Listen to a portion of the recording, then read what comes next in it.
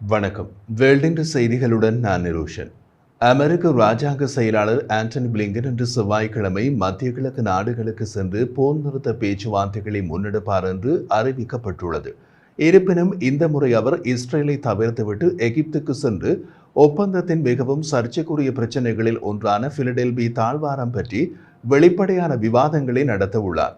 ஒரு அமெரிக்க மூத்த நிர்வாக அதிகாரி இது பற்றி கூறிய போது பிளிங்கன் டெல் அவீவ் அல்லது ஜெருசலேமுக்கு போகாமல் கைரோவில் அவரது திட்டமிட்ட நிறுத்தம் மிகச்சிறந்த முன்னேற்றத்திற்கான சமீபகால அறிகுறி.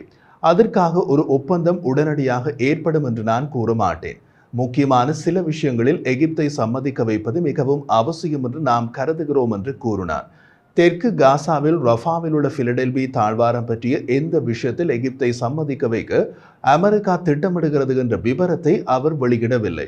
ஒரு இஸ்ரேலிய அதிகாரி வாஷிங்டனில் இந்த உணர்வை எதிரொலித்தார். இது நடக்கும் என்று நான் நம்பிக்கையுடன் இருக்கின்றேன். ஆனால் முன்பு இது ஒருபோதும் நடக்காது என்ற நினைப்பு நமக்கு இருந்தது. இப்போது அதை நடக்க வைக்கும் விதத்தில் அமெரிக்காவிடம் ஒரு முக்கிய ஆயுதம் உள்ளது. அதனால்தான் அமெரிக்க ராஜாங்க செயலாளர் ஆண்டனி பிளிங்கன் திடீர் பயணமாக கைரோ செல்கிறார் என்று குறிப்பிட்டார். அமெரிக்காவிடம் உள்ள அந்த முக்கிய ஆயுதம் எது என்பதை அவரும் கூறவில்லை. மொத்தத்தில் இது அமெரிக்கா இஸ்ரேல் இருதரப்புக்கும் தெரிந்த ஏதோ ஒரு விஷயம். அக்டோபர் 7ஆம் தேதி இஸ்ரேலை ஹமாஸ் தாக்கியதில் இருந்து இந்த விவகாரம் தொடர்பாக பிளிங்கனின் 10வது பயணம். தெற்கு காசாவில் உள்ள பிலடெல்பி தாழ்வாரம் வழியாக ஹமாஸ் ஆயுதங்களை கடத்த முடியும் என்ற இஸ்ரேலின் கவலையை உறுதிப்படுத்தும் விதத்தில் வடிவமைக்கப்பட்டுள்ளது என்று பிராந்தியத்தில் உள்ள அதிகாரி ஒருவர் தெரிவித்தார். பிளிங்கனின் கைரோ பயணம் நேற்று திங்கட்கிழமை அமெரிக்க ராஜாங்க அமைச்சு எகிப்துக்கு இராணுவ நிதியுதவியை முழுவதுமாக வழங்குவது பற்றி ஆலோசிக்கிறோம் என்று அறிவித்ததை அடுத்து வந்துள்ளது. எகிப்துக்கான அமெரிக்க இராணுவ நிதியுதவி மொத்தம் $1.3 பில்லியன். நீண்ட காலமாக மனித உரிமை மீறல்கள் தொடர்பாக அது இடைநிறுத்தி வைக்கப்பட்டிருந்தது. மனித உரிமை மீறல்களை மீறி எகிப்துக்கு வாக்குறுதி அளிக்கப்பட்ட அனைத்தையும் அமெரிக்க அரசாங்கம் கொடுக்க போகிறது போலிருக்கிறது. அதற்கு பிரதிபலனாக எகிப்திடமிருந்து அமெரிக்கா எதை எதிர்பார்க்கிறது என்பது தெளிவாக இல்லை. இஸ்ரேலிய பிரதமர் பெஞ்சமின் நேத்தன்யாகு போரில் எதிர்பார்க்கப்படும் இடைநிறுத்தத்தின் போது ஹமாஸ் மீண்டும் ஆயுதம் ஏந்துவதை தடுக்க தாழ்வாரத்தில் இஸ்ரேலிய படைகள் நிறுத்தப்பட வேண்டும் என்று விரும்புகின்றார். அதே நேரத்தில் 100 மீட்டர் அகலம் 9 மைல் நீளமுள்ள பகுதியில் இஸ்ரேலிய பிரசன்னம் இருக்கக்கூடாது என்று ஹமாஸ் கூறுகிறது. இது இஸ்ரேலிய ஹமாஸ் கைதி பரிமாற்ற ஒப்பந்தத்தின் ஹமாஸின் எதிர்காலத்தை நிர்ணயிக்கும் புள்ளியாக மாற்றுகிறது. அக்டோபர் 7 தாக்குதலுக்கு பின்னர் இஸ்ரேலிய பணிய கைதிகளுக்காக எத்தனை பாலஸ்தீனிய கைதிகள் அவர்களில் பலர் ஆயுள் தண்டனை அனுபவித்து வருகின்றனர் விடுவிக்கப்பட வேண்டும் என்பது பற்றி இன்னமும் விவாதங்கள் உள்ளன. இஸ்ரேலிய அமெரிக்கரான ஒரு பணிய கைதி உட்பட 6 பணிய கைதிகள் சமீபத்தில் ஹமாஸால் கொல்லப்பட்டது பேச்சுவார்த்தை நடத்தும் தரப்பினரிடையே பதட்டத்தை அதிகரித்தது மற்றும் சிறையிலிருந்து யார் வெளியேற்றுவது என்பது பற்றிய கணிதத்தை மாற்றியுள்ளது. சுமார் 100 பணிய கைதிகள் ஹமாஸிடம் சிக்கியுள்ளனர். அவர்களில் 7 பேர் அமெரிக்க இஸ்ரேலிய இரட்டை குடியுரிமை பெற்றவர்கள்.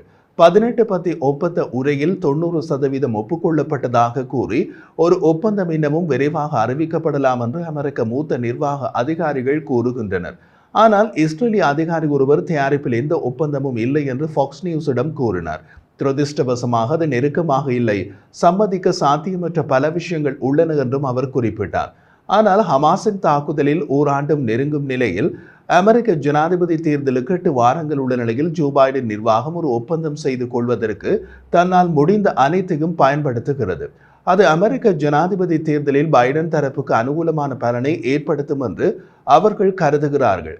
பிளிங்கன் மற்ற உயர்மட்ட அமெரிக்க அதிகாரிகளைப் போலவே ஒருவிதமான மாயாஜால உலகிலிருந்து பேசுவது போல இஸ்ரேலியர்களும் ஹமாஸும் தங்களுடைய கருத்து வேறுபாடுகளை களைவதற்கு திரும்ப முயற்சிகள் மேற்கொண்டு நெருங்கியுள்ளனர் என்று கூறினார்.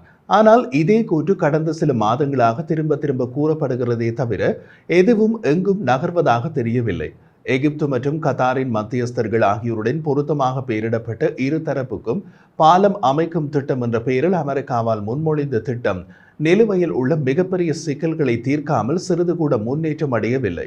அமெரிக்க ராஜாங்க அமைச்சின் செய்தி தொடர்பாளர் மேத்யூ மில்லர் நேற்று திங்கட்கிழமை செய்தியாளர்களிடம் கூறிய போது கட்சிகளை இறுதி உடன்பாட்டிற்கு கொண்டு வரக்கூடிய ஒரு புதிய சலுகையை மேசையில் வைக்க அமெரிக்கா தனது கூட்டாளர்களுடன் இணைந்து செயற்படுகிறது என்றார். அவரும் அந்த சலுகை எதுவென்று கூறவில்லை.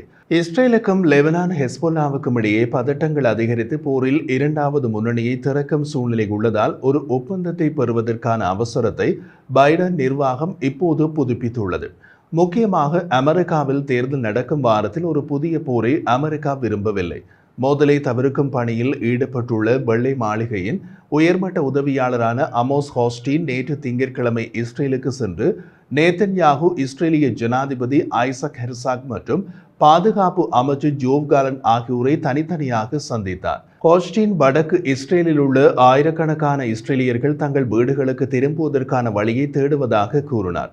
அமெரிக்காவில் தேர்தல் நடக்கும் வரை இப்படியே இழுத்துச் சென்று விட்டால் அதன் பின் இந்த அளவுக்கு அக்கறை காட்ட மாட்டார்கள். அதுவரை பிளிங்கனின் பயணங்கள் முடிவதில்லை.